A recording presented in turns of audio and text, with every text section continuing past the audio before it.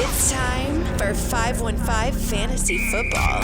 I know football. Are you ready for some football? Domination on Sundays begins with listening to these guys on Thursdays. You ready for this? Over 40 years of fantasy football experience between them. Yeah! One is a proud veteran of the United States Marine Corps, husband and father, entering his 18th year of fantasy competition. Brian Eikenberry. The other, also a proud husband and father, is one of the winningest fantasy minds in the state. Celebrating 24 years of excellence. Andy Hall. Let's get the game on! It's showtime. The 515 Fantasy Football Show with your hosts, Andy Hall and Brian Eikenberry. Week number 7 of the NFL season and another edition of the 515 Fantasy Football Show. I am Andy Hall. Brian Eikenberry sits across from me live from my home studio. Hello, Brian. Hi. Going to get this week's program off to a somewhat depressing start. Do you realize, Brian, that we have reached the halfway point of our fantasy regular season? That is pretty terrible, not going to lie. It gets even more depressing when you find yourself below 500 at this point. But believe me when I tell you, despite what you think is a very bleak outlook in terms of your fantasy playoff hopes, Brian and I have some intel that can, believe it or not, turn this thing around, even this late in the season. Yeah, I think if you are below 500 at this point, you're not looking to win the championship. You're just looking to get yourself in the playoffs at this point, and that could be a game away. And I just love being that team sometimes that gets on a hot streak near the end of the season. You're backed into the playoffs maybe. You're like, if you're a 12-team league and let's say 6 of the teams, the top half make the playoffs, you're the 6th seed. And you go in and you just smoke everybody. Yeah, like round 1 of the playoffs, you throw up one of the third highest point total, and they're like, oh, uh-oh. Guess who just arrived?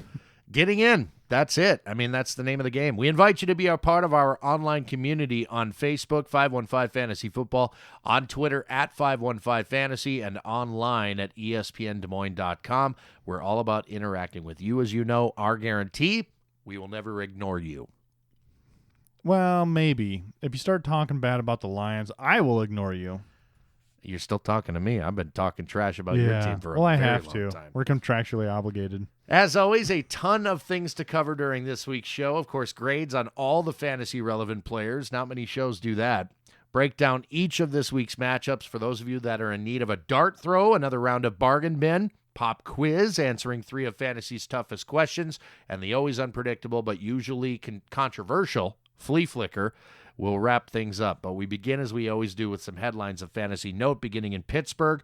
Quarterback Ben Roethlisberger is expected to miss at least 4 to 6 weeks following knee surgery. Landry Jones will be the team's starter, at least for now. That is terrible news. And I don't care about the Roethlisberger. I think of the impacts to the rest of the team. Jets head coach Todd Bowles says Geno Smith will be the team's starting quarterback. Here's an idea. Trade Ryan Fitzpatrick to Pittsburgh. Oh, hey. I gotta make a call real quick. That's a good idea. It's brilliant, is it not? Yeah, that's a good idea. Had that thought earlier today and thought to myself, Ryan Fitzpatrick, he's not really that bad. Landry Jones, he's bad. He's pretty bad. Speaking of the Steelers, wide receiver Marcus Wheaton says he doesn't expect to play until after the team's bye week, so he's out for extended time here. Bucs wide receiver Vincent Jackson suffered a knee injury week 5. He was placed on IR following the bye. Interesting timing on that, but I guess, he really hasn't been much of a fantasy factor at all this season anyway. Running back Doug Martin suffered a setback over the weekend. He will not play this weekend. Jacquizz Rodgers will start, and we will be covering him at length a little later on in the program. Lions running back Theo Riddick did not practice on Wednesday. I don't know if you have any additional intel on this, Brian, or not, being a Lions fan. I don't have anything concrete at this point. It's something definitely to watch rolling into Friday, but if he doesn't, I would expect him not to go at this point. Well, remember, and here's the other thing too. I'm actually kind of concerned about Dwayne Washington as well because we've heard nothing about him. Is he going to play? I don't think he's going to play. I really think this is little Forsett's little, everyone's like, oh, he had 5 carries, 5 yards, blah, blah, blah, blah, blah. He got the playbook literally like 2 days before the game. Like, what?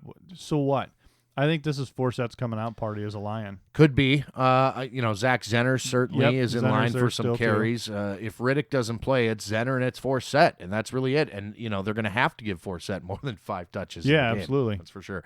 Texans wide receiver Will Fuller expects to return for Monday's game against the Broncos. Broncos head coach Gary Kubiak says he wants running back Devonte Booker to be more involved. Now, we had seen his snap counts trend upward quite sharply over the first 5 weeks of the season. It regressed a bit in week 6, but, this isn't great news for C.J. Anderson owners. Well, you when you drafted C.J. Anderson, you rolled the dice. First few weeks, you were extremely happy that you did roll the dice, and now you're wondering if you should have taken your bet off the table. I've been trying to trade him away. You have been. Nobody will take him. I mean, nobody. Packers acquired running back Niall Davis from the Kansas City Chiefs, with Eddie Lacy expected to miss extended time. We may see more of fullback Aaron Ripkowski, in addition to Ty Montgomery, the wide receiver, and possibly practice squad running back Don Jackson out of the backfield. That Packers backfield is such a mess right now. There was some bad clickbait in that headline when it said Packers trade for Kansas City running back, and I was like, oh, baby. Come on, just get rid of Spencer Ware, because now I'm a Charles owner, and I was very upset to find out that's who it was. Yeah, Niall Davis, who's got fumbling issues too, by the way. Yeah. Wide receiver Devonte Adams suffered a concussion last Sunday. He's in the league's concussion protocol, likely not to play in tonight's game. Running back James Starks expected to miss at least 4 weeks with his knee injury. He had surgery, actually, on Sunday morning, unbeknownst to most of us in the fantasy community. That news came out early this week. Jets head coach Todd Bowles, I mentioned, Geno Smith will be the team's starting quarterback going forward. I don't even think we need to provide analysis there. It's awful. Pass. Cardinals quarterback Carson Palmer exited Monday night's game with a strained hamstring, so there's something to keep an eye on. Colts tight end Dwayne Allen has a sprained ankle. He's considered week to week. Jack Doyle gets a nice upgrade there in Indianapolis, don't you think? Maybe just a little bit. Bills head coach Rex Ryan says LaShawn McCoy's knee is totally fine. Remember we had that scare in that game on Sunday where he went down clutching at his knee. Oh, man. But apparently that's fine, though he wasn't able to finish practice Wednesday with a mild hamstring strain, and now he's doubtful to play this weekend, which means it's time for Mike Gillis Lee, another guy we'll be talking about later on in the program. Chiefs head coach Andy Reid does not believe Jamal Charles is ready for a full workload yet. Boy, I wish we would have had this headline last week. We swung and missed big time on that. Well, he did have a touchdown, so it wasn't a total bust. But if you were a Ware owner and you had on the bench and you were watching Jamal Charles and then watching your bench just blow up. Niners head coach Chip Kelly announced Colin Kaepernick will remain the team's starting quarterback. Speaking of dumpster fires, there's another one. Kelly also said it would be a stretch for running back Carlos Hyde to play in Week 7. I just saw the update on that he is now considered out. You'll see a platoon of Mike Davis and Sean Drawn in the backfield for the Niners this weekend.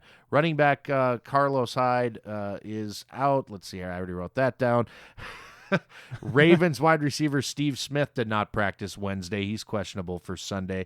Quarterback Joe Flacco, also questionable with a slight shoulder injury that kept him out of practice earlier on this week. Did he slip coming out of the shower, sleep on it wrong, something? No, but I do have something similar to that a little later on here in headlines, so hold on. Making soup? You'll know it. No, you'll know it when you hear it. Jets wide receiver Eric Decker might not be ready for the start of the 2017-2018 season. So, I mean, he's having some major hip surgery and something else too, I think. So, boy, that's pretty awful news considering that guy is just money in the bank when he's on the field. Chargers wide receiver Travis Benjamin didn't practice Wednesday. He's got a knee injury, so he may not play. Browns wide receiver Terrell Pryor suffered a hamstring injury on Sunday. He's considered day-to-day. His coach thinks there's a pretty decent shot he'll play this weekend, but admittedly at less than 100%. Eagles wide receiver Jordan Matthews battling a case of knee tendonitis. I don't know. I mean, that just sounds painful. When you're a wide receiver and you have to make those cuts. Yeah, I bet he's on some great anti-inflammatories. It could be. Bears wide receiver Eddie Royal already ruled out this week. So if you're looking at Bears pass catchers for tonight's game, you have Cameron Meredith, you have Alshon Jeffrey, and you have the tight end Zach Miller, and that's really about it. We'll get to that matchup here in a bit. Cowboys wide receiver Dez Bryant cut his fingers while preparing food earlier this week. It was homemade soup. He was cutting carrots. And I call BS on that one. He was playing with a switchblade or something. I don't see Dez as a soup maker. He's questionable for Sunday, despite the fact that this might be bunk. No soup for you. No soup. Dak Prescott will remain the team's starting quarterback after the team's bye week. Redskins tight end Jordan Reed participated in individual team drills Wednesday. He's questionable, though, for Sunday. I don't know if I expect him back this soon, but stranger things have happened. And one last note here, Bengals tight end Tyler Eifert returned to practice on Wednesday. That, my friend, is good news. Stick around. We're going to get right into the matchups next on the 515 Fantasy Football Show on 1350 AM ESPN Radio. Hey, real quick, want to let you guys know about an exclusive deal for our podcast listeners that are into DFS contests. How would you like the chance to win some pretty incredible prizes just for playing fantasy football? Talking everything from gift cards to Buffalo Wild Wings to even a PS4. Download the Fananas app now and start competing immediately. Set your lineup with no salary cap and win. Use the promo code 515 and your first game is free. Start by downloading the Fananas app. That's Fananas, like bananas with an F, and use the promo code 515.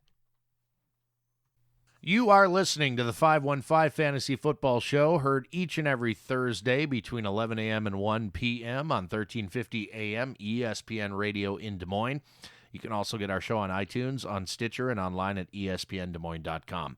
I'm Andy Hall. That's Brian Eikenberry. Over 40 years of fantasy experience between the two of us, and not many shows that you can, and there's thousands of fantasy football shows out there, but not many do what we do, which is break down each and every matchup each and every week and go through every one of the fantasy relevant players and grade them like we do. Going to begin with the Thursday nighter, Chicago at Green Bay. NFC North battle. We'll start with the Bears and quarterback Brian Hoyer. I give a B to Brian. Facing a banged-up Packers secondary coming off his fourth consecutive 300-yard passing game, I see Hoyer as a top-end quarterback 2 play this week against a defense that gives up on average about 267 passing yards per game and about 2 scores through the air. Running back Jordan Howard a C+. Green Bay's run D was kind of exposed there in Week 6 against a very good Cowboys O-line and backfield. The Bears aren't nearly as good in that respect, though. They're also not nearly as terrible as the Packers' first 4 opponents were at running the ball. I expect a decent amount of volume for Howard here, but I'm skittish to predict a score of any kind. I'm also a bit concerned that Kadeem Carey is beginning to eat into the snaps and touches. Wide receiver Cameron Meredith, an A-, just missed reaching the stripe last Sunday, which would have given him 2 games of double-digit targets, over 100 yards receiving, and a score. As it sits, having seen 15 targets last Sunday, I consider him a solid wide receiver, too, with upside against Green Bay. Alshon Jeffrey, a B, still has yet to lead the team in targets through 6 weeks of the season, which I find odd. Could be a byproduct of defenses scheming to the Bears' strengths, but clearly something is affecting his potential week to week. Not quick to point the finger at his quarterback, so my gut says either he's not entirely healthy or he's seeing more press coverage on a weekly basis. Hasn't scored a touchdown against Green Bay since September of 2014. I'm not going to bother with Josh Bellamy or Deontay Thompson. Those are the guys that are going to mix in with Eddie Royal out. Tight end Zach Miller, a B+. Targets very steady. Scoring chances will come.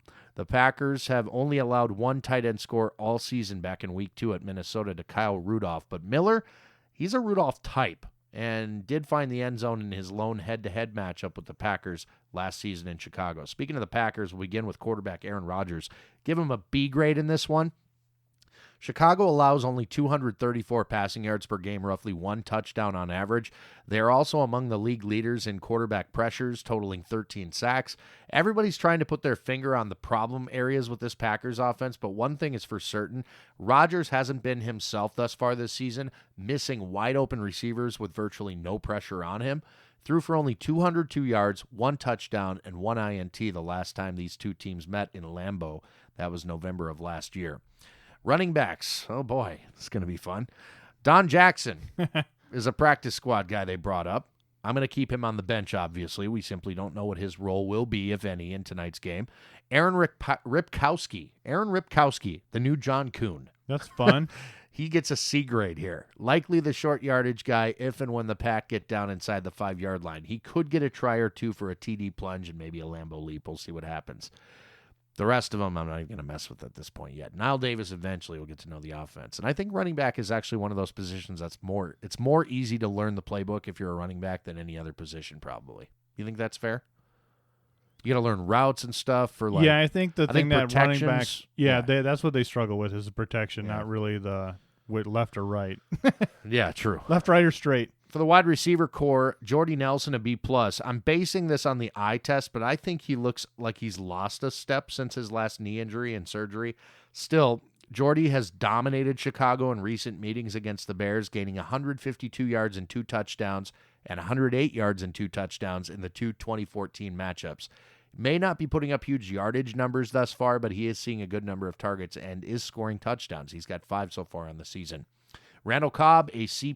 He becomes less a factor in the passing game with the dual threat nature of Ty Montgomery's game. Now, Ty gets a C grade for me. If he continues to see targets in the passing game and opportunities out of the backfield, he could be a nice stash for your bench and every once in a while a decent flex option for your lineup while Devonte Adams is out.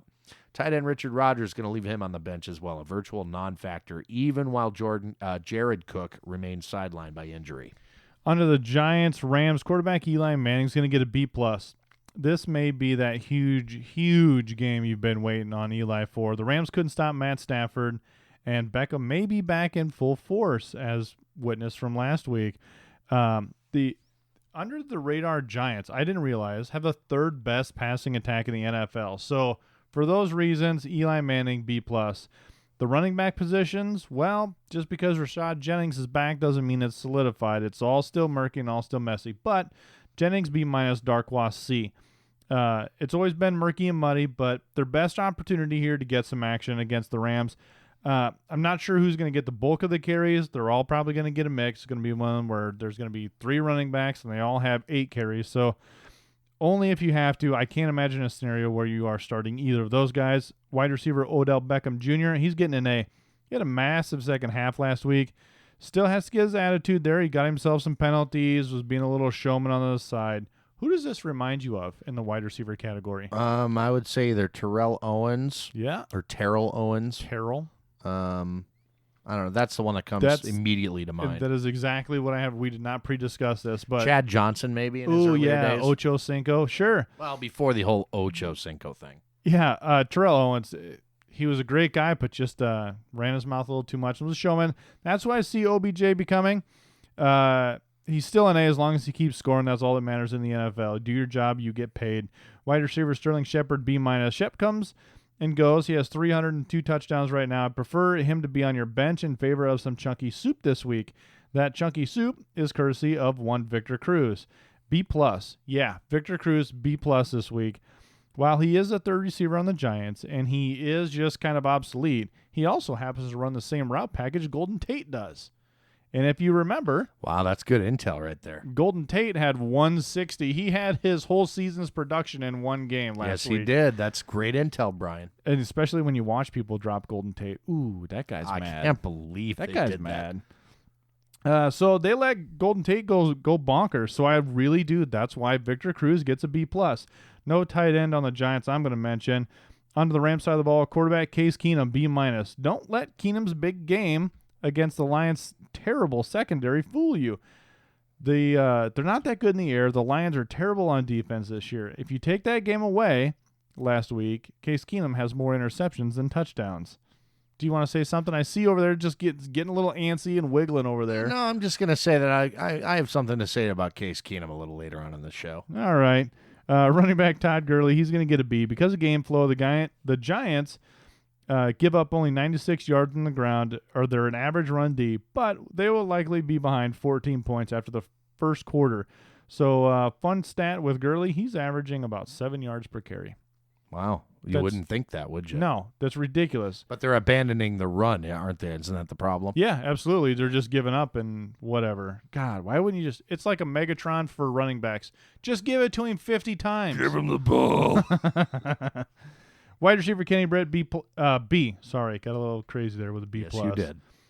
He has the best stats of all the receivers, but it's his big playability that does it. If you are starting him, you must believe that he will break a long touchdown if you have to pick one. So if you're going to pick a wide receiver, I'm going with Kenny Britt. Wide receiver Tavon Austin, C. He has half the stats Britt does. Austin's a desperation play at best. He has 242 yards and 1 touchdown. Bradley Marquez, no. Lance Kendricks, no. Minnesota at Philadelphia for the Vikings. Quarterback Sam Bradford, a B-. Facing the league's #1 pass defense, Bradford's got his work cut out for him on Sunday afternoon on the road. While the Eagles only give up an average of 207 yards through the air per game, they did just allow 2 passing scores to Washington's Kirk Cousins in Week 6 and 3 to Detroit's Matthew Stafford back in Week 5. We aren't necessarily buying the revenge game narrative here, but think Bradford could be serviceable in a pinch. Running back Jerick McKinnon, a B-. Philly ranks 9th against opposing runners through their first 5 games, holding opponents to a total of only 3 rushing scores. They are allowing 4.8 yards per carry, though, which could bode well for McKinnon and the Vikings' run game if they stick with it. Running back Matt Asiata, a C. As always, a dart throw as to his chances of a successful fantasy day. The Vikings get inside the 5-yard line. Chances are decent. Asiata gets the rock and a shot at a close-range touchdown. If they don't, he's a below-average option.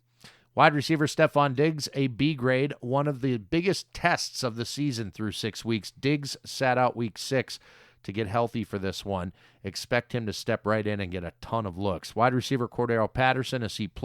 Total wild card. Patterson's snap count worked week to week has been anything but consistent, but it's been positive to see him more in the past couple weeks, contributing not only down in the red zone, but occasionally with his feet as well, where he's very dangerous. Adam Thielen, I'll give him a C grade here too. Minnesota will need all its horses on Sunday. Thielen will contribute, mostly as a possession guy with Diggs back in the lineup. And tight end Kyle Rudolph, a B grade. The Eagles are a stifling defense against opposing tight ends, but Rudolph has shown he's more elusive than previously believed and reliable. Bradford will be looking for him plenty in this matchup, mark my word. On to the Eagles side, quarterback Carson Wentz. I'm going to leave him on the bench. Threw for only 179 yards in last week's loss at Washington.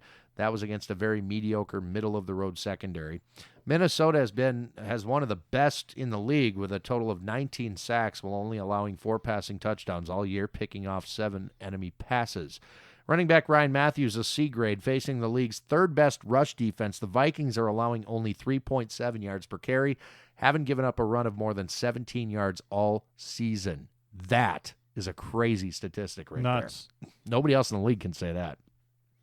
Coming off a bye, we expect them to be well-rested and ready for Matthews and the entire Eagles backfield. Darren Sproles, a C grade, likely gets some opportunities in the short passing game, but the Vikings have, at least thus far, been very good against opposing backs in general. I know they're trying to get Wendell Smallwood going. I'm going to keep him on the bench. Wide receiver Jordan Matthews, a C+.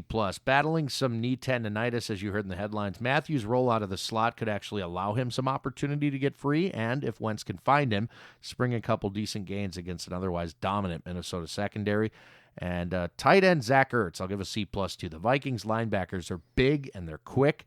We think Ertz will contribute some in this matchup, but we aren't holding our breath for a big game, Brian.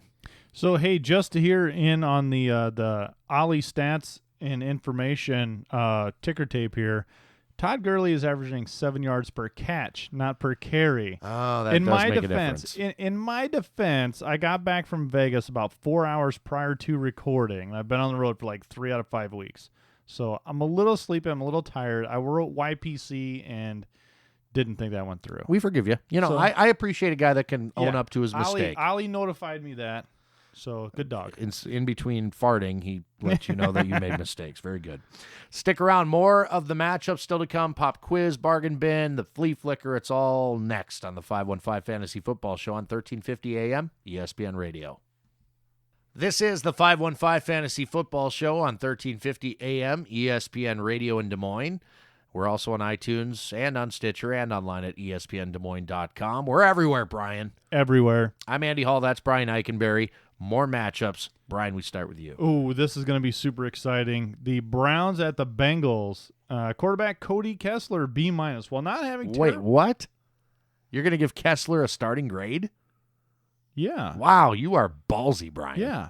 I got to call you out on that. Jeez, man, you just scared me. Like, what did I miss? Well, I don't know. Like, Pryor's maybe not going to play. Why would you? Hold on. Okay. Hold on. Barnage is going to be Settle. huge in this game. You Settle. watch. Isn't that what you're going to predict? Big Barnage. Barnage. You know why? Because you just picked him up in one of our leagues. That's why. It's Barnage and Duke Johnson. That's wishful thinking. So Kessler's about 220 per game and a touchdown. Isaiah Crowell, B+. The running backs, aside from one another, it's going to be all offense here. The Browns average 110 on the ground, mostly from the Crow, and going against Cincinnati's 20th ranked rush defense.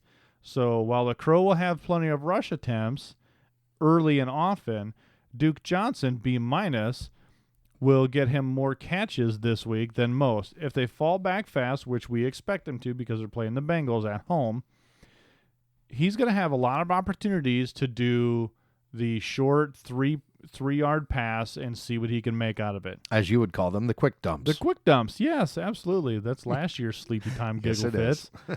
The Bengals aren't great on defense, so there's a chance. If you need that by filling or you've been wanting to throw Duke Johnson in there, I think this might be the week. Terrell Pryor, he is questionable. There's a little, oh no, we're going to put him in. They have to, right? If he does play, you got to play him. That's the thing about Terrell Pryor. He's been proving everybody wrong. He's been looking great. He looks like a real wide receiver out there. So I did give him a C+, though, because the Bengals have a pretty chippy cornerback there that might be roughing him up a little bit, especially if he's already gimped up. I could see them emphasizing that attack. So Andrew Hawkins, he's going to get the C- here, surprisingly. Hawkins, through 6 games, has 174 yards, so there's that. So you're still thinking, how are you giving Kessler a B-? Gary Barnage is the other reason. Barnage had a moderate week last week. You're probably going to see the same again, but by virtue, he's going to be near the line of scrimmage. There's going to be Duke Johnson on one side, and there's going to be Gary Barnage on the other. And when they drop back to pass, everyone's going to drop back, and it's just going to be garbage time underneath. It's going to be Duke on one side, Barnage on the other, and those guys are just going to chew up yards in the late passing game. So there's my B-. That's feasible. We're going to probably re-review this one. Quarterback Andy Dalton, he's getting an A. The 6th best passing meets the 26th worst pass defense. I really should sound these scripts out a little bit better when I'm taking my notes here, because that was the tongue twister I set myself up for. They're at home. They need to save their season. They really need to put on a show to get their fan base charged up again. They're in bad situation, and what's a better cure for a bad record is the bad Browns. So Dalton's going to get the A here. Gio, B. It's still very much Gio's team in my perspective, because I think he's the better value. You have Gio. He's catching. He's running. He may suffer towards the end of the game because they are going to be up so high. His counterpart may be the best play. Jeremy Hill, B+. While he may not have the fantasy points Gio does, I would expect a majority of his time to come in the second half, just killing the clock, after the passing game has wreaked havoc in the first half. Oh, and Jeremy Hill, has 3 touchdowns to Gio's 1. That was surprising to me that Gio only had 1 touchdown. Wide receiver A.J. Green gets an A. He's averaging 14.4 yards per catch, which I expected to be higher, but he does have a whole bunch of yards and 2 touchdowns. The problem is the 2 touchdowns. Where are they going? How are they getting there? A.J. Green is, for some reason, not that red zone threat that we would expect to be with Eifert out. So that's a little frustrating. You figure Eifert's out, A.J. Green's going to be getting the touchdowns, but no, they're going to Brandon LaFell. B. I did snag LaFell a time or two during this season in a bye-type situation. He's done just fine filling in. He's not a bold play, but he's also not risky. If you need a guaranteed 50 to 70 yards with a possibility of a touchdown, he's the guy, especially this week. Wide receiver Tyler Boyd's getting a C. The Rook can't seem to find a groove, but it's all about learning. His year is next year, so you can pretty much drop Boyd at this point. And Uzoma, Eifert, you kind of heard it. Is he going? Is he not? If Eifert's not going, don't even worry about it. Washington at Detroit. Start with the Skins. Quarterback Kirk Cousins, an A-. Detroit giving up the 9th most passing yards in the league, an average of 271 per game. They've allowed the most touchdown passes in the league at 17. Cousins and his pass catcher should be in consideration this week as far as I'm concerned. Matt Jones, he gets a B grade. I could see Detroit selling out to try to slow the Redskins passing game, which opens the door for Jones to have a decent day. Through 6 weeks, it should be noted, the Lions have only allowed 1 rushing touchdown, but part of that is because everybody's beating them through the air. Correct. Rob Kelly is on the bench. Desean Jackson a B+. Even if he sees a lot of Darius Slay, the Lions' best cover corner, there should be enough volume and big play opportunities to return big your investment on D-Jax this weekend. Jameson Crowder a B+, a serious sleeper candidate of mine this week. We'll talk more about him a little later on in the show. Wide receiver Pierre Garçon, a C+. In a pinch, you could even consider him, though if Jordan Reed returns, his value does diminish quite a bit. Speaking of Reed, a B grade if he does get back on the field this week, but likely his time will be split with Vernon Davis. If he doesn't go, Davis gets the B- grade, otherwise a C+ if he's splitting time. As we witnessed last week, he still does have a little something in the tank. Over to the Lions, quarterback Matthew Stafford a B+. Washington, very middle-of-the-road pass defense, relying on their pass rush to force opposing quarterbacks into bad decisions. Stafford will likely rely on short and intermediate high-percentage routes in order to beat the Redskins. He holds the ball too long, he'll be on his back. The running back situation is kind of a mess. I mean, if Zach Zenner ends up being your starter here, I give him a B grade, I guess. I haven't heard whether Dwayne Washington will be available, but if he's not, Zenner likely gets the early down and short yardage work, which against the Redskins is quite valuable. They give up a league-high 5 yards per carry and have allowed 8 running back scores on the season. Justin Forsett, Brian mentioned might be his coming out party. I give him a C grade, I guess. Another week of familiarizing himself with the playbook. We should see more than the 5 carries and 1 target he received in week 6. I see him more as a passing down contributor, but it's feasible he could mix in as a carrier as well, depending on Washington's status. Theo Riddick, he didn't practice Wednesday. I'm not going to count on him to be a part of this game at all, so I'll just keep him off the list for now. Wide receiver Marvin Jones, a B+, with an average of 259 yards per game to claim among pass catchers. Jones should be in line for a very solid day here. He's due. Golden Tate, a B. Remember this preseason when everyone assumed Jones and Tate would be 1A and 1B in this offense, ourselves included? This will be one of those games where they're truly both worthy of wide receiver 2 type of upside. Oh, look at that. Giving some Lions some love. Onto the Raiders, to the Jacksonville Jaguars. Quarterback Derek Carr, he's getting a B. Respectable numbers and is a good touchdown to interception ratio, but I feel the lack in the running game is what's hurting them.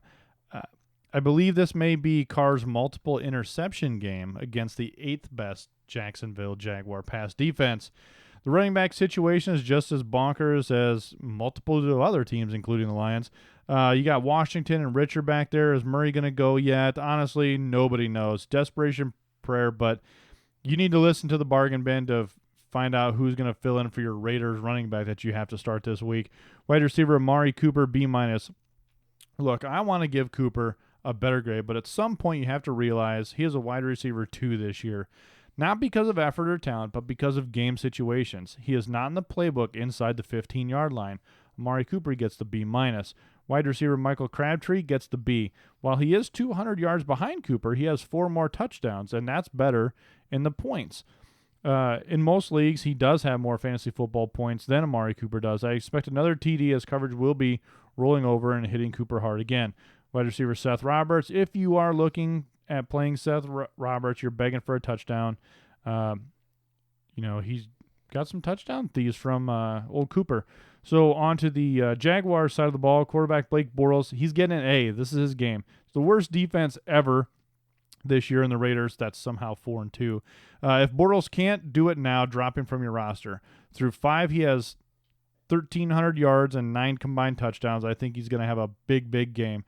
Ivory-Yeldon combo, we're always hoping Ivory was going to be a bigger part here. He's just never been the same since coming back from that illness, what we thought was going to be there. So don't worry about Ivory. TJ Yeldon, however, biggest grade I've ever given him, B+. If the Jags defense can hold up on the back end, it could be a huge day for Yeldon owners. He's barely above 3 yards per rush and 5 yards per carry, but this could be it. Wide receiver Allen Robinson, he's going to get an A. Obviously, Raiders, he's due for a big game. Hearns, he's getting a B, surprisingly. Hearns has more yards than A-Rob there, but he only has the 1 TD. You got the tight end situation, Julius Thomas, Mercedes Lewis. They're both split. No stats worthy of a start, C-. Kind of annoying, actually, because Julius Thomas is clearly the better tight end. Absolutely. Mercedes Lewis is huge. I get that. He's like 6'9" or something, but like Julius Thomas, he's got the pedigree that Lewis clearly doesn't have. So it's a confounding situation. It's frustrating as a former Julius Thomas owner. I dropped him because I'm just tired of it. So there you have it. Dang kids. We have lots of matchups still to break down. We also have the pop quiz looming large here very soon. Upcoming, I'm going to talk about one of the absolute worst matchups from a fantasy standpoint that we have ever seen. And that's in the next segment on the 515 Fantasy Football Show, 1350 AM, ESPN Radio. You are listening to the 515 Fantasy Football Show on 1350 AM, ESPN Radio in Des Moines, also on iTunes, on Stitcher, and online at espndesmoines.com. I'm Andy Hall, live from the home studio where my dog is wreaking havoc, breaking stuff. This is why we can't have nice things. Brian Eichenberry is my co-host. Hi, Brian. Hi. He's still upset because of my stat snafu earlier. Freaking dog. New Orleans at Kansas City is my next matchup. Begin with the Saints. Quarterback Drew Brees, a B-. His home road splits are notable here, as Arrowhead Stadium tends to be an unfavorable venue for opposing quarterbacks. The Chiefs are a top 10 unit against the pass, picking off more enemy passes than touchdowns allowed, an 8-to-9 ratio. Their last home game was made famous by the Jets' Ryan Fitzpatrick, who threw 6 picks there a few short weeks ago. Running back Mark Ingram, a B grade. Despite being ranked 16th against opposing runners, the Chiefs are giving up nearly 117 rushing yards per game. They've given up a total of 3 touchdowns on the ground. Logic dictates a relatively close game throughout, keeping Ingram and the Saints running game in the conversation from kickoff to the final gun. The more work he gets at 4.5 yards per carry, the stronger his final stats will be, even if he doesn't reach the end zone. Brandon Cooks, a B+. The Chiefs have given up 8 touchdowns to opposing pass catchers. Cooks is the likeliest candidate to come down with one if the Saints can reach the end zone, despite possibility of coverage by Marcus Peters. But I don't know if Peters shadows from the corner or from the slot, which is where I think a lot of Cooks' routes are run from. Yeah, I think so. Wide receiver Michael Thomas, a C+, trending in the right direction in terms of fantasy production, but I am a bit concerned about the matchup on the road. Willie Snead, also a C+, may end up with the team lead in receptions and yardage in this one. It wouldn't surprise me, but his likelihood of scoring has declined since the emergence of tight end Kobe Fleener. Now, Fleener gets a B-. He scored the last time he faced the Chiefs as a member of the Indianapolis Colts back in 2014. Seems to have shaken the rust off the first few weeks of the season and gained the trust of his QB. And for the Chiefs, quarterback Alex Smith, a B grade. The Saints ranked 20th against the pass, allowing over 300 passing yards per game and a total of 7 passing touchdowns. The only thing they're worse at is stopping the run, which will likely be Kansas City's game plan, limiting Smith's ceiling. But his floor is pretty safe in this matchup, I think. Spencer Ware, I'm giving an A grade to. The Saints have allowed a league-high 11 touchdowns to opposing runners. Ware should continue to see the vast majority of early down work, with Jamal Charles sprinkled in and used primarily as a pass catcher. Charles, I give a B grade to. Because the Saints can't seem to stop anyone's running game, we think Charles is worthy of at least a flex position in your starting lineup this week. At 4.3 yards per carry, nearly 118 yards allowed per game to the position, there's plenty to go around this week for all Chiefs running backs. Jeremy Maclin, a B grade, still the most likely pass catcher to get a score if the Chiefs can get at least one through the air on Sunday.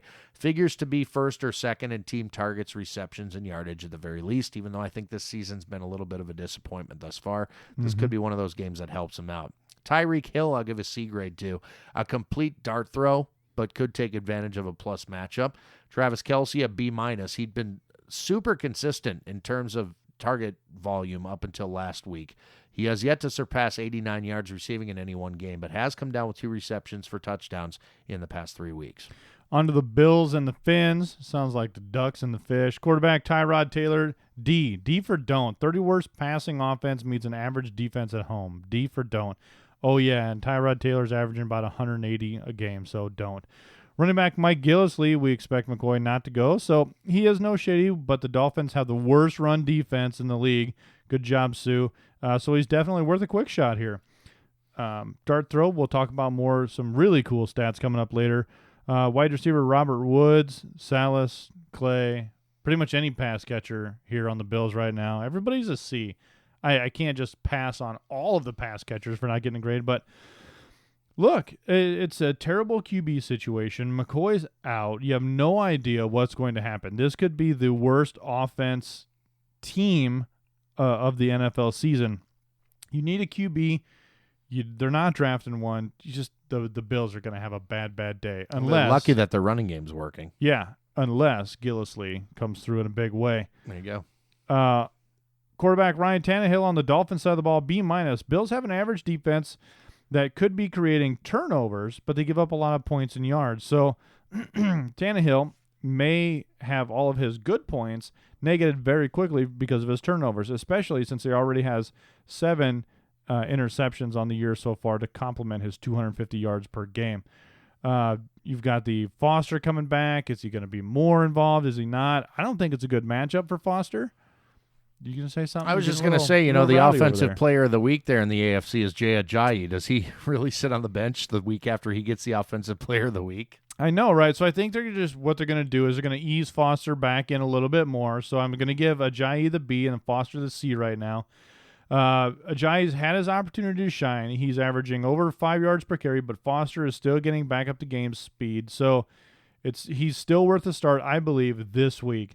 Foster, he's not back to full game strength. He will be later on this season. They're not going to push him back to risk another injury. So it's still Ajayi. Wide receiver Jarvis Landry, B+, leading receiver by 200 yards, but he only has 1 touchdown. He has the eye of the quarterback, gets most of the targets, so by virtue, he gets most of the yards. Start with confidence. Wide receiver Kenny Still, C+. If you start him, it has to be for the big play. Leading the team in touchdowns with a massive 2, but it's the only way he gets into the playbook. Big shots down the field. Wide receiver Devonte Parker, B-. He's passed Stills like a boss, but that's not saying much, so settle down. He averages 4 catches a game at 13.8 yards per catch, so by his numbers, he's looking at about 50 yards this week. And that's about it there's no tight ends here. Here's one of the worst fantasy games ever. Baltimore at the New York Jets. Okay, Sweet. I'm totally not excited about this one. We'll start with the Ravens. Joe Flacco is questionable this week. Now, I'm going to assume he's going to play because I haven't heard otherwise. His coach indicates that he thinks he'll play. Joe Flacco himself says, I think I'll play. So we'll give him a B grade. Granted, he hasn't lit the fantasy world on fire yet, despite several plus matchups in the past few weeks. But when you're facing a tough run D like the Jets at their place, one should expect above average passing numbers from a quarterback like Flacco. New York is allowing 290 passing yards per game through 6 games. They've given up 13 passing scores while only intercepting 2 enemy passes all season long. Dumpster fire. Oh, speaking of which, if Joe Flacco for some reason can't go, do you even know who the backup quarterback is in Baltimore? Lenny McSquiggles. Close. Ryan Mallett. Ooh, that's Remember him? yucky. Yeah. Running back Terrence West, a C+. Enjoyed a breakout performance in Week 6 against the Giants, but the front 7 he'll be looking at all day on Sunday afternoon won't resemble that defense he ran all over last week in that same building. The Jets, despite being gouged by David Johnson on Monday night, still rank 6th against opposing runners, allowing only 3.4 yards per carry and less than 1 touchdown per game on average. Kenneth Dixon, I'm leaving on the bench. He barely saw the field last week. His owners will just need to be patient and keep waiting for him to really get an opportunity. This isn't the week. Wide receiver Steve Smith, questionable on the week. I'm going to say he won't play, but if he does, I'd give him a B grade. He was on a roll before getting injured, expecting a ton of targets if indeed he's ready for game action this week. And against a Jets defense that has allowed over 2 touchdowns to opposing pass catchers on average, I like his chances a lot to hit pay dirt if he can make it work. Brashad Perryman, a C+, saw 8 targets on Sunday, but was only able to haul in 3 receptions for 48 yards. His efficiency should increase if the volume continues to be there. Kmar Aiken, I'm leaving on the bench. Like the 4th or 5th option isn't even worth starting. Dennis Pitta is your tight end, a B+. Team high, 10 targets last week against the Giants. Pitta will be relied on more heavily if the Jets' pass rush gets to Flacco, and he needs to check down more often. Over to the Jets side, Geno Smith is your starting quarterback. Unbelievable. Makes that whole Ryan Fitzpatrick holdout thing seem kind of silly now, doesn't it? That's funny. Good point. I'm going to go ahead and bench Geno Smith. Not worth the breath I'm currently wasting and telling you there's nothing to see here. Matt Forte, a C grade. The Ravens have been very good against the run thus far this season, allowing only 3.4 yards per carry, a total of 2 rushing scores through week 6. Forte may be in a position once again this week where game flow dictates more Bilal Powell. We will see. I give Powell a C+. I don't love his chances much here either, aside from his contributions as a pass catcher in PPR leagues, but even there, I'd probably take a chance on someone else. Brandon Marshall, a B-. The Ravens have given up 12 touchdowns to opposing pass catchers on the season, so there is light at the end of the tunnel for Marshall in a matchup like this, though it's worth noting that in 4 previous matchups against the Ravens going back to 2006, he has never reached the end zone nor topped 42 yards receiving in any one game. We're talking about Brandon Marshall here. Quincy Enunwa, a C grade, was completely ineffective Monday against the Honey Badger and the Cardinals and was out-targeted by nearly everybody, including something called Sharon Peak. I'm going to give Sharon Peak a C+. Wow. 10 targets, many of them in garbage time, but the speedy rookie has the size and the elusiveness to be quite a bit of a factor in a tough matchup. Someone to keep an eye on for sure, even if you aren't yet adding him or plugging him into your lineup. Brian, you know what time it is. It's pop quiz time. Almost, yes. That is the next segment. 3 of Fantasy's toughest questions. I'm going to fire them at Brian, who has no prior knowledge of what I'm about to ask, had no way of preparing for them, and will frankly just answer right off the top of his head. Brian's a brilliant mind, so I expect him to go 3 for 3, but he never does. Oh, heartbreak, man. Well, you know, I do. I root for you secretly, deep down, but I don't think you do. Okay, that's a lie. The pop quiz is next on the 515 Fantasy Football Show. This is 1350 AM ESPN Radio. This is the 515 Fantasy Football Show on 1350 AM ESPN Radio in Des Moines, also on iTunes, Stitcher, and ESPNDesMoines.com. I'm Andy Hall. That's Brian Eikenberry. It's time for everybody's favorite segment, Pop quiz. That's right. 3 of Fantasy's toughest questions. I have constructed these 3 questions. Brian has no idea what I'm about to ask, and frankly, had no way of preparing for them, so everything he says from here on out is going to be straight off the top of that brilliant head of his. Full of hair. Okay, what's that supposed to mean, pal? Yeah, unlike yours. Yeah, well, you know, all that means is that I have more testosterone than you do. I'm not quite sure that's what it means. It's science, Brian. All right, 3 questions, and we'll see how Brian does. Remember the deal. No matter what Brian says, I'm going to come back with the correct answer after it's all said and done. So that's how that works. Question number 1 is, Cardinals quarterback Carson Palmer finished 2015 as a top 5 quarterback in most leagues.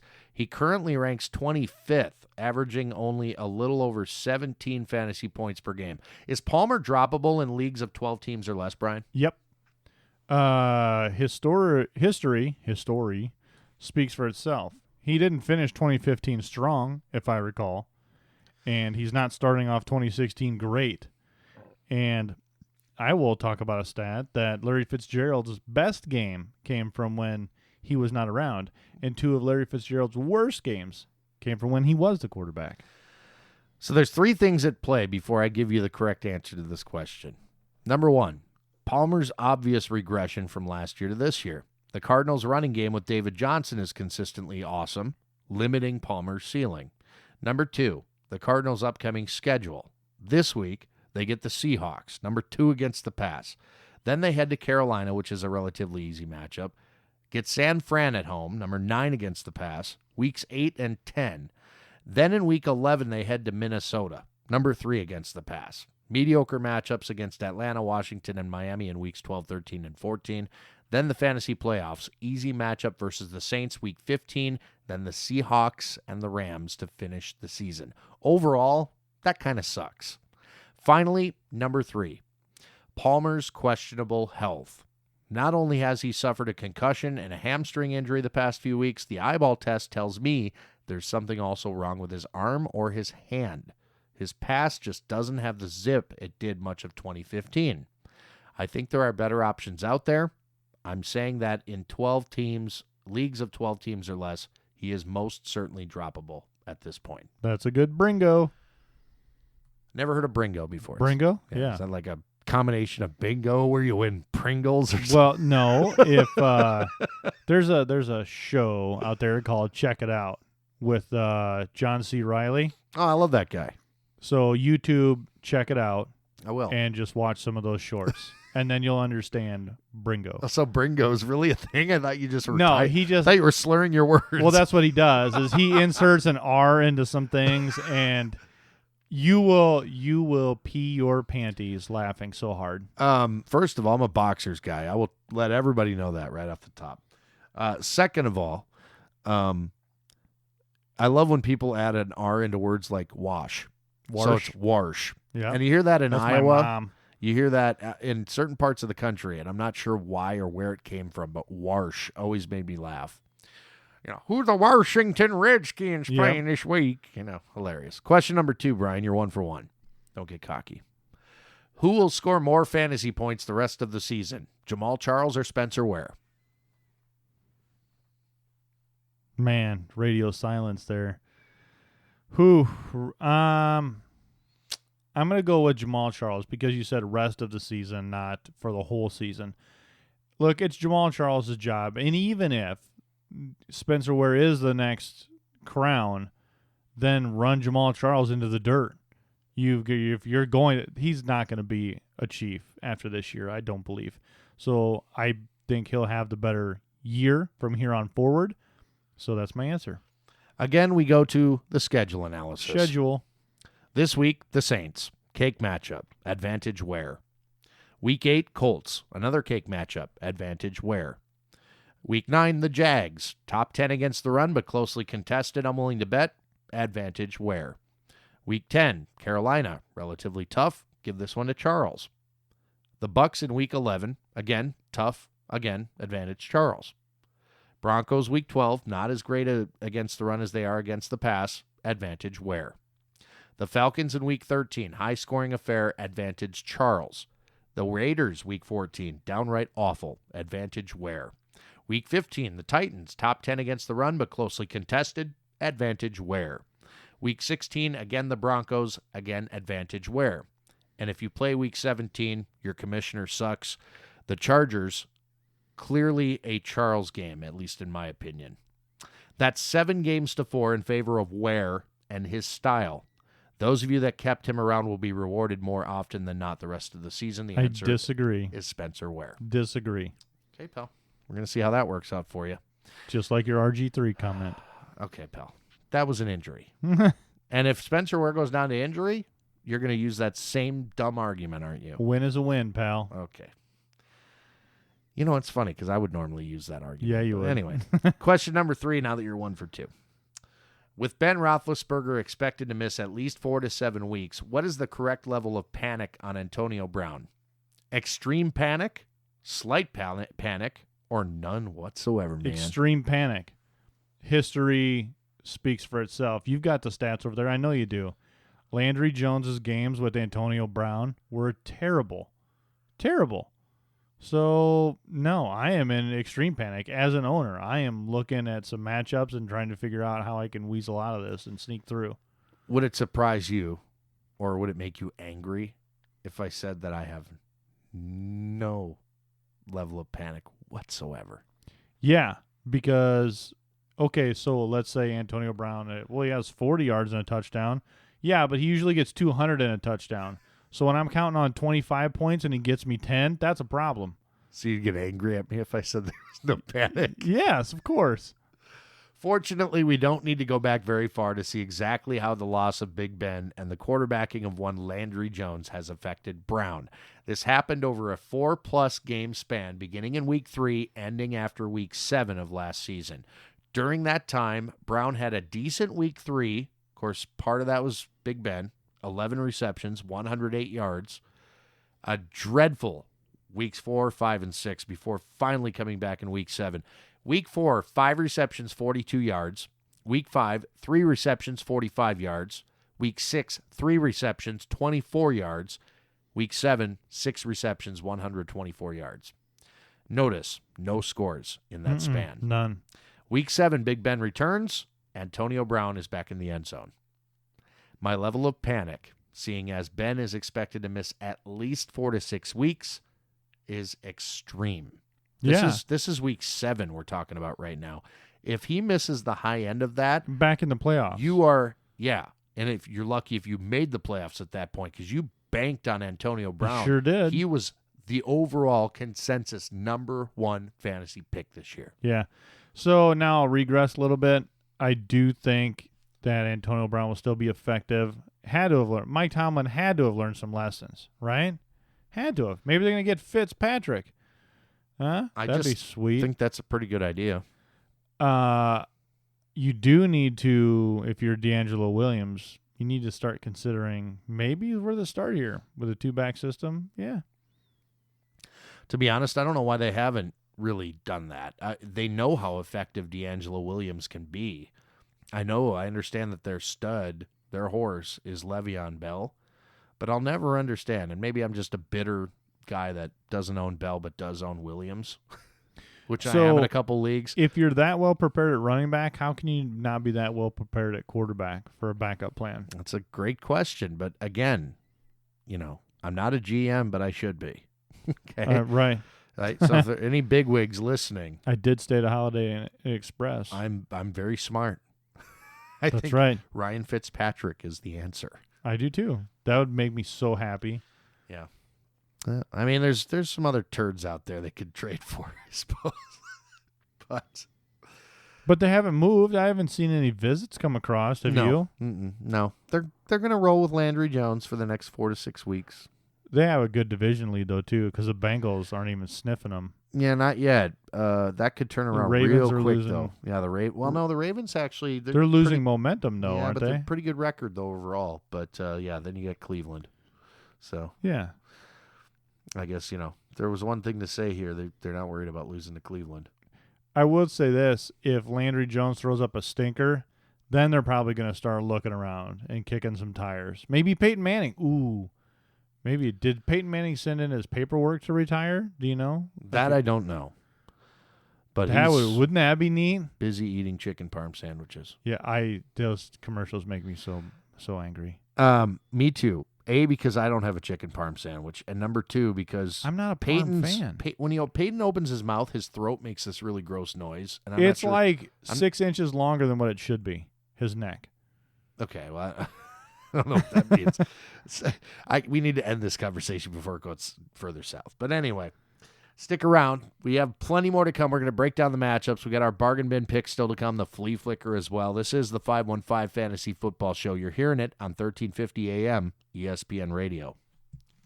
We thank you for listening to the 515 Fantasy Football Show on 1350 AM ESPN Radio, or perhaps you're hearing us on iTunes or on Stitcher or online at espndesmoines.com. No matter how you found us, we do appreciate it very much. I'm Andy Hall. That's Brian Eichenberry. And another thing you can do for us while we're asking is you can rate and review our show. It helps, people. It helps. Yeah, I mean, we're looking for visibility here. We're looking to make our show easier to find for people not only here in our home base, Des Moines, Iowa, but all across the country and the world, because people play fantasy football everywhere. We want them to find us, unless, of course, they're in your league, and then you probably don't want them listening to this show. That's right. Because we are like a dirty little secret, Brian. Dirty little secret. All right, enough. Save it for the flea flicker. All right, back into the matchups, Brian. All right, Colts-Titans. Quarterback Marcus Mariota, B+, still averaging just over 200 yards per game, but he does have 11 total touchdowns. That should improve during his stay at Lucas Oil Stadium, especially with Walker back in the mix and healthy. Running back DeMarco Murray is an A, the 2016 beast mode, if you will. Murray is the bright spot on the Titans roster and will be so again this week. 700 all-purpose yards and 6 total touchdowns. He can do it from either the ground or the air. He's kind of like the FedEx of the Tennessee Titans, to be honest. Running back Derrick Henry, downright droppable. If you were sitting there holding on to him thinking, Murray's not going to be much. If you haven't dropped him off your roster, do so now, please. He's not there. It's maybe a virtue of just Murray being awesome, but if you're not in a dynasty or something, just be done and move on. Wide receiver Tajay Sharp, C+. He does have some work to do to make a fantasy football roster, but this could be his best shot all year. He only has 189 yards and no touchdowns, but against the Colts, this could be his little sneaky game. Wide receiver Rashard Matthews, B, 282 yards and 2 touchdowns. He is technically the number 1 passing option, but that's only because Walker missed time. He's still a good play in this matchup here, but all the offense is at the running back or the tight end position. Tight end Delaney Walker, B+. Look for him to be 100% back into things. He will go ape and get 80 and a touchdown. I'm calling it. I'm calling my shot here. 80 and a touchdown. Kendall Wright. Who? Kendall Wright. Do you want me to talk about him? You don't want to? No, I don't have the energy. Andre Johnson. No. No. I mean, if you A lot are of you options really going to there. start? I mean, there are options, but am I gonna make a confidence pick and put him in a roster? No. Well, considering the week that Wright had upon returning to the lineup last week, I mean, at least conversation worthy. Nah, we just conversed. We did. Congratulations. Colts quarterback Andrew Luck, B. I'm giving Luck a B here because the Titans are a decent defense, and he is losing some of his weapons. I'm not confident in Luck until as a full-time starter until Moncrief comes back. You know what? With Moncrief out, Luck's production has suffered, and I think actually quite a bit. Been great for T.Y. Hilton, though. It has been great for T.Y. Hilton. Not so much for me in the trade I made earlier, but Yeah, you shouldn't have traded him. it's going to work out. She here. won't trade me either. No. I tried. I tried to give her C.J. Anderson. That didn't work. Darn it. Running back, at the end of the day, she would have changed Jamal Charles for C.J. Anderson at the end of that trade. I mean, that's what it would have done. That would have been terrible. Running back Frank Gore, B-. Gore is averaging over 4 yards per carry and is having the best year he's had in a long time just before he gets put into a nursing home. This might be the week to take a look elsewhere, as the Titans are only giving up 88 yards on the ground. He is old. He's slow. He is going to be getting hit at the line of scrimmage early and often, and I think his yards per carry are going to suffer this week. Yeah, that Titans defensive front is no joke. Yeah, it's holding up pretty good. Wide receiver T.Y. Hilton, as mentioned. T.Y. has been money lately. He's had a great last 4 weeks. And he's all they really have by virtue of targets. He should see plenty of action. Wide receiver Philip Dorsett's going to get a B. Listed as questionable with the hamstring, so we're going to have to wait till Friday and maybe even Sunday morning. We never know what happens in the warm-up, so pay attention if you are starting Dorsett. Watch the SleeperBot app to see any late breaking news there. He wasn't exactly tearing it up like he was last year for those sneaky ads. He needs Moncrief on the field to get his own stat line up because Dorsett is drowning in coverage. The tight end situation, Dwayne Allen questionable. Is it Jack Doyle here? Either way, I would start one or the other. Jack Doyle, he does have 3 touchdowns if I remember correctly. He's your start. Oh, yeah, he's your start this week for sure. So 100% go with Jack Doyle. San Diego at Atlanta for the Chargers. Quarterback Phillip Rivers, a B+. Hasn't traditionally fared well against the Falcons, averaging only 160 passing yards per game without a touchdown pass in 2 previous meetings. Those date back to 2008.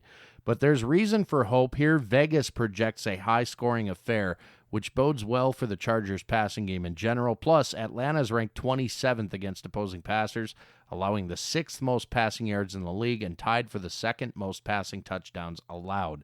Running back Melvin Gordon, a B grade. I see this game as a high-volume passing play, limiting Gordon's ceiling. He'll get a decent amount of touches, sure, but with the Falcons only allowing 4 yards per carry, he'll need at least 20 to turn in a solid fantasy day, unless, of course, he reaches the end zone in some manner.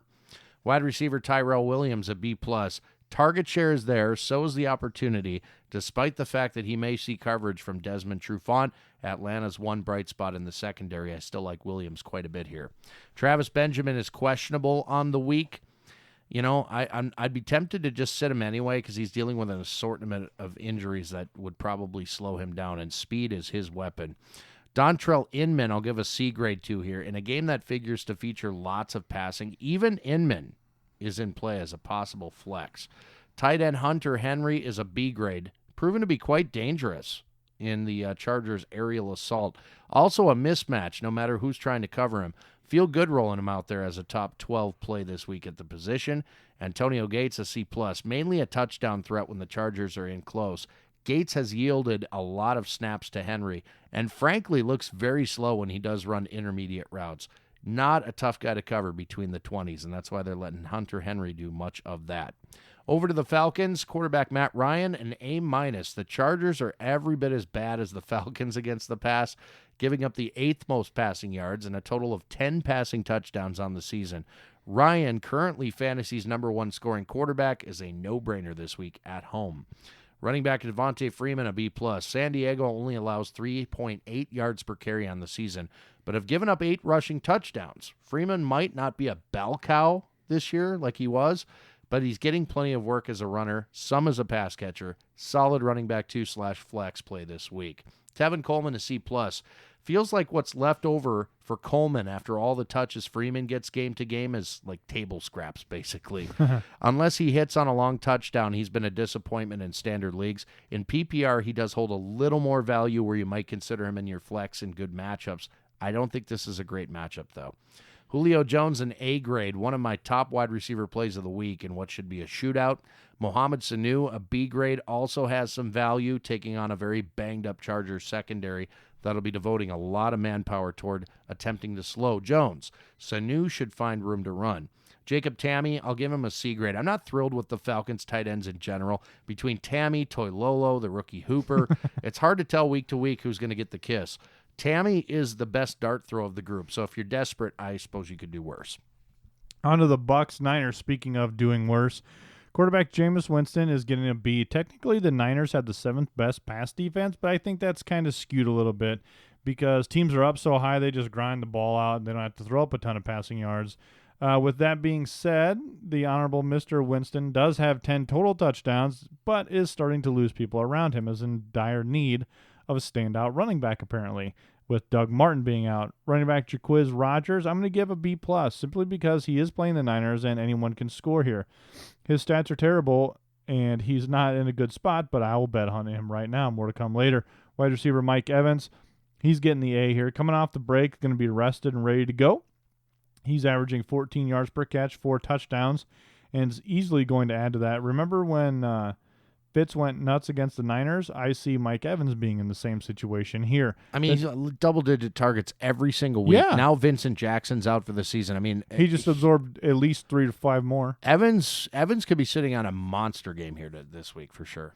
Hoping so. Mike Evans, A. Vincent Jackson is out, as you've heard. Wide receiver Adam Humphries, B-. Next man up scenario for Humphries. He was doing just fine before as a number 3. So let's see how he does with a new set of routes to run. He always has the underneath, so it'll be interesting to see how he's used and if he can improve on his 10.6 yards per catch. Tight end Cameron Brate, B+. I'm looking at Brate to have significant impact in this game. His season stats are a little skewed as he wasn't playing full-time in the beginning, but he does have 2 touchdowns recently and will add another this week. On to the 49ers quarterback, he who shall not be named, has 187 yards and a touchdown, so you haven't seen enough of him in Chip's system to warrant an ad or even a discussion. I don't suspect you will either. Carlos Hyde is out. Mike Davis is going to be the early down guy, but no real history to go on. Sean Drawn, C-. Drawn comes in with terrible 2 yards per rush against an average defense here. While he is likely going to be playing from behind, I don't see a good game out of either of them. Wide receiver Torrey Smith, C+. He's the only pass catcher really here besides one other guy. He's got the history, but he has done nothing to stand out. He's getting out-targeted all over the place by other people. One of those other people, wide receiver Jeremy Kearley. Only pass catcher over 190 yards on the Niners, so that's something to be proud of. He has the same amount of receptions as Torrey Smith and Quentin Patton combined. Quentin Patton I did just mention in a previous thing, so I'll give him a D. This is an extremely long putt. I don't expect much at all. Well, there you have it. We have one more segment of matchups. Get through the rest of those, including what could be the biggest revenge game of all time. Maybe. We'll talk about that. And then the final segment, of course, is the bargain bin picks. 1 quarterback, 1 running back, 1 pass catcher from both Brian and myself that you can, chances are, pick up right off your waiver wire, plug right into your lineup, and expect a decent amount of fantasy production from. We'll also wrap up with the fantasy flea flicker. My favorite. Brian's brainchild. So we have all of that still to come. Again, we thank you so much for listening. This is The 515 Fantasy Football Show. You hear it each and every Thursday on 1350 AM, ESPN Radio, Des Moines. One more segment of matchups to get through. This is the 515 Fantasy Football Show on 1350 AM, ESPN Radio, Des Moines, Iowa. You also get the show on iTunes, on Stitcher, and online at espndesmoines.com. I'm Andy Hall. That's Brian Eikenberry. And a couple matchups left for me, including New England at Pittsburgh. And for the Patriots, Tom Brady is an A grade in 5 head-to-head matchups dating back to 2007. Touchdown Tom has thrown for an average of 333 yards, a total of 17 touchdowns with 0 interceptions. Yeah, you're starting him. Isn't that crazy? 5 head-to-head matchups versus the Steelers dating back to 2007. 17 touchdowns, no interceptions. The Steelers secondary ranks 30th against opposing quarterbacks, and even if they were better than that, no way you'd consider benching Brady anyway. James White, a B grade, 17 targets for 160 yards and 2 touchdowns receiving since Brady's return. Oh, and he carries the ball some too. Got to love his usage in the first few weeks and going forward. LeGarrette Blount, a B grade as well. Pittsburgh was just gashed by Jay Ajayi last week for over 200 yards rushing and 2 scores. Assuming the Patriots get out ahead and stay there, this is a very positive game script for a heavy workload for Blount. Julian Edelman, a B grade, 11 receptions for 97 yards when the Steelers visited New England last season. Should see similar usage in this plus matchup. Chris Hogan, a C plus, getting behind secondaries for long gains and is a threat down around the goal line as well on quick slants. Rob Gronkowski, an A grade, 5 receptions, 94 yards, and 3 scores in the meeting of these two teams last September. And Martellus Bennett, a C+. He'll get his too, but on a much smaller scale than Gronk. Over to the Steelers, Landry Jones, a C grade. I don't see a positive path for Jones, who no doubt has excellent weapons, but lacks the ability to beat a Bill Belichick-led defense, even at home. Le'Veon Bell, I'll give a B+ to. 139 combo yards against the Patriots in Foxborough last season. Will continue to be fed both via the ground and the air, especially with Jones under center. Expect a lot of Bell this week. D'Angelo Williams, unfortunately, going to leave him on the bench, just not seeing the usage since Bell's return. Antonio Brown, begrudgingly, I'm giving him a B-, and I think that's being generous. Yeah, I do too. Now, he's scored in each of his last 3 matchups against the Patriots, but with Landry Jones tossing the rock, we are definitely tempering our expectations. Sammy Coates, assuming he's healthy enough to give it a go, a borderline flex play with deep play potential, a C+, I think at best. In games he has played, he's not failed to get at least 1 reception over 40 yards, which is of note. Eli Rodgers, I'm leaving on the bench. Jesse James, I'll give a C+ to. Even with the threat of Ladarius Green returning to the field as early as this week, James should continue to be the guy Jones looks for when he's under pressure or in need of a check down. On to the Seahawks-Cardinals. Quarterback Russell Wilson, C+. Honestly, did not realize the Seahawks were 4-1. If Russell Wilson will be getting some fantasy points, it will likely be with his legs and not his arm this week. Cardinals have been really strong last couple of weeks with a top 3 pass defense and no superstar receivers on the Seahawks. So this is going to be a clock game, I think. Running back Christine Michael, B+. The soft spot for the Cards is in the running game, giving up 140 yards per game. Will this be just what Christine Michael needs? He will easily get the lion's share and expect upwards of 25 carries. He gets touchdowns and works, so that's good. That equals points, period. Wide receiver Doug Baldwin, B-, clearly the leading receiver with 360 and 2 touchdowns, but it's a result of the defenses. He will be jammed at the line, frustrated often, thus delays and letting the defense get to Russell Wilson, making him move, taking shorter passes, not the long downfield shots that Doug Baldwin would likely get. Jermaine Kearse, C+, both, and Lockett here both get C+. They've been held out of the end zone for the entire year, and while this could be the game, I can't quite confidently put my finger on who is going to be. Adding both of their yardage together still leaves them about 60 shy of Doug Baldwin. So Kearse, Lockett, their desperation starts in the passing game. Someone who isn't this week, Jimmy Graham, averaging 16 yards per catch. He might be the best pass catcher this week, and you can get away with just probably snagging him up somewhere, maybe out on the waiver wire, or even just a sneaky little trade to add him up on to your roster if you need a tight end. Quarterback Carson Palmer, you heard it, questionable. Doesn't look like it. Is he not? He's going to get a C here. He's going to have a super tough matchup. He's really that bad. As an Fitzgerald owner, I say goodbye to Carson Palmer.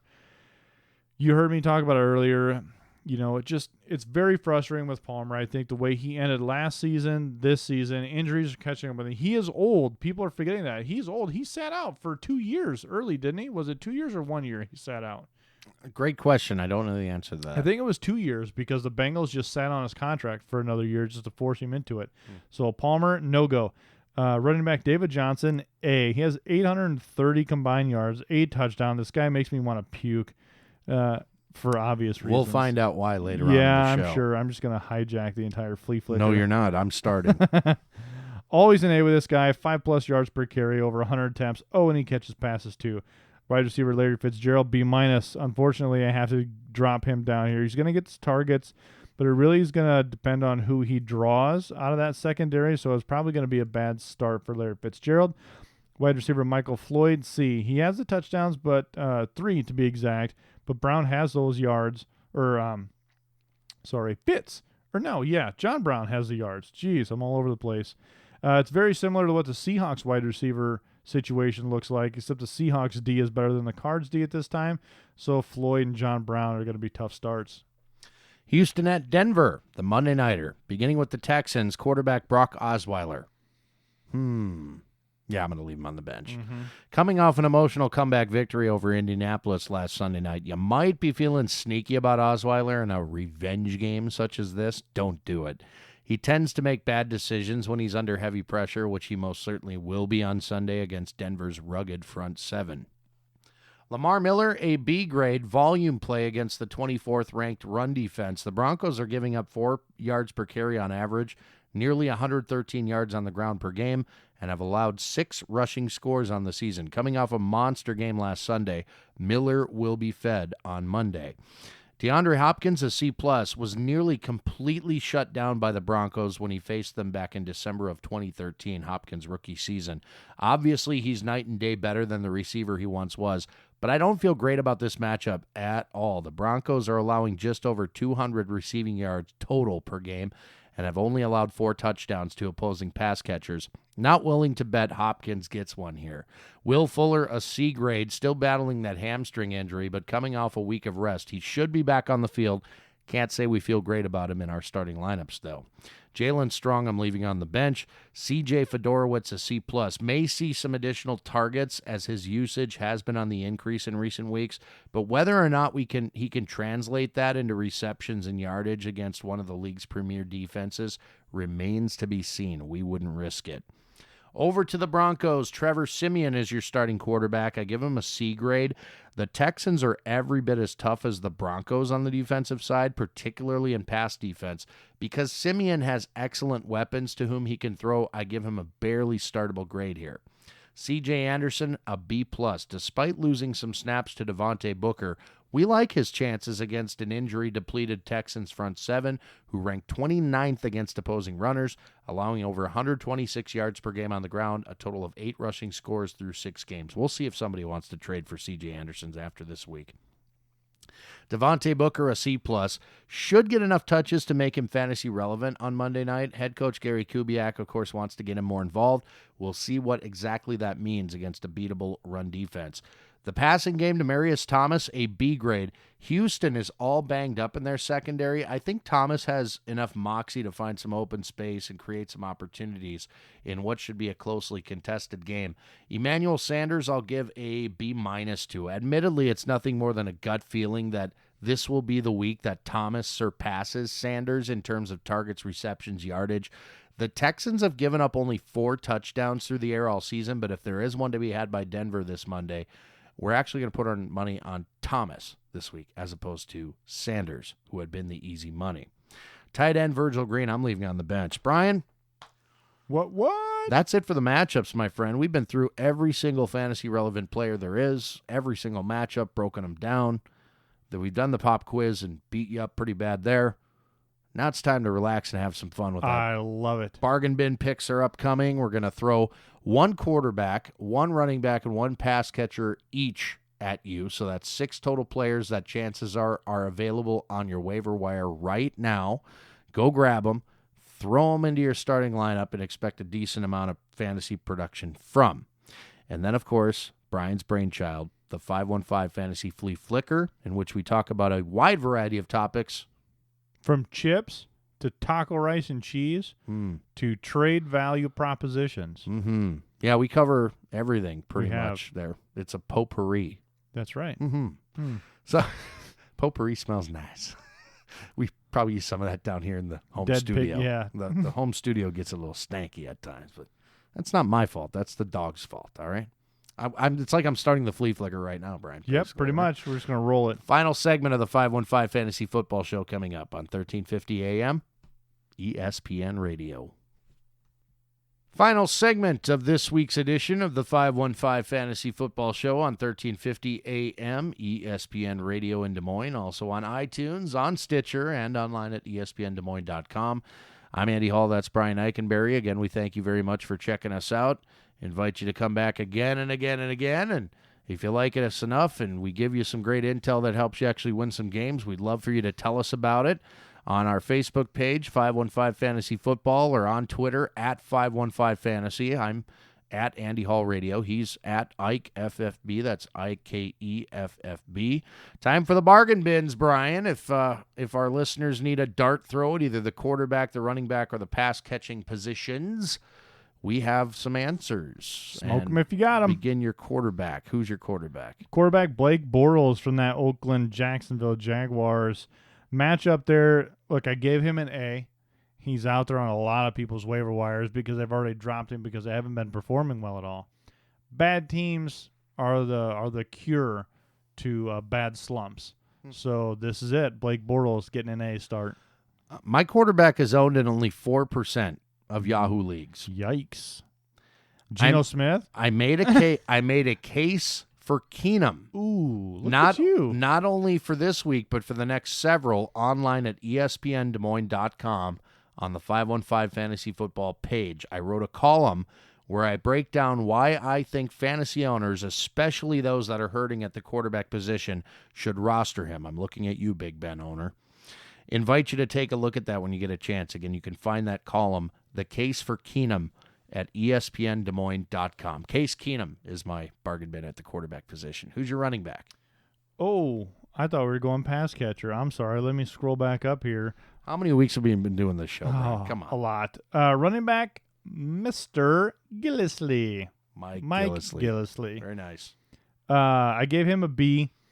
So let's have fun here. Mike Gillis Lee has 6 career touchdowns. His average distance is just over 32 yards on those touchdowns. 32 yards. On those touchdowns. Isn't that amazing? Runs. Insane. Yeah. He has 64 career carries with the Bills, and he's going to get another 20 this week at least. Some of those 64 carries were 15, 16, 19, 30, 44, 50, and 60 yards. So what you're saying is Mike Gillis Lee is kind of a home run hitter. He is a home run hitter. He's got a really good shot. So, I mean, if you look at it, 1 in 10 carries, he's getting a touchdown. That's amazing. That's pretty cool, right? And by the way, you know who the Bills are playing this week? The awesome, super great run defense of the Miami Dolphins. Do you also know who used to be on the Miami Dolphins roster back in the day? Dan Marino. How about Mike Gillis Lee? Revenge game. Yeah, we'll see. We'll see what happens. My running back is Jacquizz Rodgers of the Tampa Bay Bucks, owned in 29% of Yahoo leagues, and most of those came along just in the past couple of weeks here. Rodgers looks likely to get the vast majority of the backfield work again in Week 7. Doug Martin still healing, not appearing at practice Wednesday, not expected to play. Rodgers totaled 35 touches in Week 5, 30 carries for 101 yards, 5 receptions for 28 yards against the Panthers. Granted, that's only 3.4 yards per carry. Carolina is the league's 11th run defense. This week's opponent, the 49ers, currently ranked dead last against the run. We're talking 5 yards per carry. So he gets that 5 yards per carry. He gets the requisite amount of touches. He's going to have a very big day. So Jacquizz Rodgers, great running back 2 play regardless of format. I'm a believer. Was that a Monkeys lyric? I'm a Monkeys. believer. I could leave her if I tried. Bow, bow, bow, bow, bow, bow. All right, who's your pass catcher? My pass Goofy. catcher is wide receiver Jeremy Curley. I gave him a B-. He has the same amount of receptions as Torrey Smith and Quentin Patton combined. That means he gets a whole lot of targets. I understand his quarterback, he who shall not be named, is that situation. But if you're desperate and you have nothing else going on for you, pick a guy who has a whole bunch of targets. He's a better crapshoot than the other guys. Yeah, there you go. That's not a bad call. Curley was averaging 9 targets per game with Blaine Gabbert under center, so I can't imagine him losing much share. No. Kaepernick, he's going to take off and run more than Gabbert did, granted. So there's not going to be a whole lot of the, check down type of throw, but Curley's not really a check down guy. He's kind of a possession over the middle, that kind of guy, intermediate routes. Anyway, good call. Jameson Crowder is my pass catcher, owned in less than 30% of Yahoo leagues. Crowder looks to be one of the main beneficiaries of tight end Jordan Reed's concussion. He was targeted by Kirk Cousins in the red zone in Week 6 and converted for his 3rd touchdown of the season. Going forward, I love this guy as a wide receiver 3 flex, especially in PPR leagues, but even in standard, I'd consider him for my lineup, especially in plus matchups like the one he's got in Week 7 against the Lions, who have given up the more touchdowns through the air than anyone else in the league, Brian, at 17. Yep, you know the answer to that. So we have about 5 minutes left. The fantasy, that's the end of the show. 515 Fantasy Flea Flicker shall begin with me this week, bragging about my big victory over Brian's big commish team in his commish league. I won. I beat your ass. Congratulations to me. David Johnson, you're the man. Yeah. Good thing I picked him with my first pick. I was up 20 points, and I had Larry Fitzgerald and Catanzaro, the kicker, for the Cardinals. And I'm like, I'm worried. This is not good for me. Because I had David Johnson in the Cardinals defense. Yeah. It was not a comfortable lead. I knew it was going to happen, and I knew Palmer was literally going to let me down. And it only took about, 5 minutes of game time to... Not even. David Johnson on the first drive. Oh, my God. It was terrible. I'm like, are you stinking kidding me? That was pretty awesome. So, I came back after being down the whole week. And, of course, Yahoo does the projections, which are always wrong. But they were projecting Brian to win in a blowout this week over my team. And my little team, my little engine that could team. Yeah, came out of nowhere. Antonio Brown having a terrible. I mean, you were a 1-loss team, weren't you? Yeah, I was a stud coming in, but not anymore. Very unhappy. So my little tidbit here is I just came back from Vegas. It was great fun. The street performers down in old downtown on Fremont Street. I am amazed. So last time it was always like Darth Vader and Stormtroopers, and those were the guys I always took pictures with. So of course, I'm totally getting. So now there was a guy who had Activate Me, and it was this chubby guy with just his shirt off. He had sunglasses. People would drop $1 in, and he would do like a weird robot dance and then shut down again. It was terrible. So I'm like, what? Then there was this naked fat guy who was just in a G-string and had a guitar, and he was just totally disgusting. But girls were just going bonkers taking pictures of him. He had a whole bunch of money. My favorite one was there was this lazy guy who just sat in a lawn chair, and his sign said F off. And That's it. Yeah, that was it. And people were chucking money in this thing, taking pictures with him. Did you see anybody, like last time I went to Vegas, it was on the Strip, granted, it wasn't Fremont, but on the Strip there were people that were literally, they had signs that would say something like, give me $20 and I'll let you kick me in the junk or something. I probably would have forked over $20. I came home ahead off the table, so I had money to burn. That probably would have happened. Instead, Brian decided to burn it on what else in the city, the Sin City? I ate a lot of food. Okay, you're a food guy. Huh? Yeah, I ate a lot of food. You didn't get a bunch of like flyers from people just handing out random flyers on the street in Vegas? No, I was working. You get back to your hotel and you look at what they handed you. No, you go like, oh my God. No, I was busy working. See, I didn't. That's even her phone number. I was there for 5 days and I didn't even make it to the Strip. So I was busy working. I was doing adult stuff. So it was fun. You're saying that in case any of your coworkers or bosses are yes, well, it's true. Do you have another one? Yeah, actually, it was a question I already asked you, and I should have saved it for the flea flicker. But the best crushed place to get crushed ice for soda. Yeah, is and we simultaneously said Come and Go. Yeah. Which people outside Iowa probably don't know what Come and Go is. By the way, first of all, it's spelled K-U-M. Yes. And Go. So Come and Go. And everybody wants a T-shirt when they come to Iowa.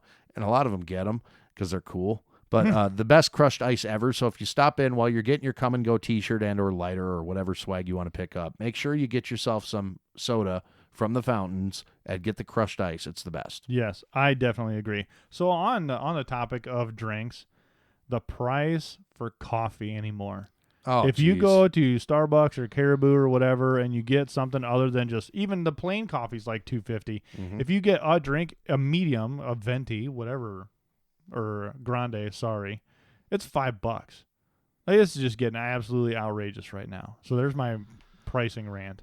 You want to know what annoys me? Bill Belichick. How come he can get away with being such a jerk to reporters and stuff? Like, players can't do that. They He get answers fined. the question. Yeah, but not really. He's kind of a jerk. That's what annoys me. I think he's been raked over by the NFL enough. Has he? Yeah. Huh. I think he's so. lead a pretty charmed life, and he should stop. He's stop been complaining. A very successful one. Why does he get to wear hoodies all the time? Right. So he gets this special treatment that nobody else does. That's my point. Oh, maybe you should file a complaint with Mr. Goodell.